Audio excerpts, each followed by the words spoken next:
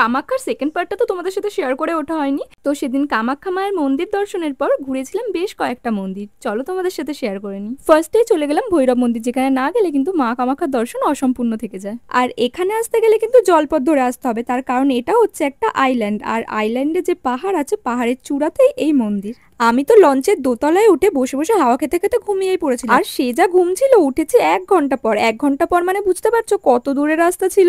এটি হচ্ছে উমানন্দ মন্দির, যেখানে কিন্তু প্রত্যেকটা মন্দিরে গুহার ভিতরে ঢুকে তোমাদেরকে শিলা দর্শন করতে হবে। তারপর নৃসিংহদেবের এই এত সুন্দর মূর্তি দর্শন করে চলে গেলাম একটু ফল খেতে। এখানে সব রকম ফল মিশিয়ে এত সুন্দর সুন্দর ফলের প্লেট বানিয়েছে, আমি তো দেখে লোভ সামলাতেই পারলাম। তারপর আবার কি, এত গরমে আইসক্রিম দেখে কি লোভ সামলানো যায়? তারপরে আইসক্রিম খেয়ে সোজা চলে গেলাম ভুবনেশ্বরী মন্দিরে। সরি ভুবনেশ্বরী মন্দিরে। অনেকে আবার এটা নিয়ে উল্টোপাল্টা কমেন্ট করবে। আর হ্যাঁ, মন্দিরগুলোর নাম যদি কিছু ভুল বলে থাকি তাহলে কিন্তু ক্ষমা করে দিও, কারণ অনেক দিন হয়ে গেছে আমি সেখানে ঘুরতে গেছি। তো ঘোরা কমপ্লিট করে আমি চলে এলাম এয়ারপোর্ট। এবার আর জলপথ না, এবার যাবো আকাশপথে। তো পার্ট 3টা দেখার জন্য তো সাবস্ক্রাইবটা করে রাখতে হবে নাকি। আমি উঠে গেছি ফ্লাইটে, তো চলো টাটা।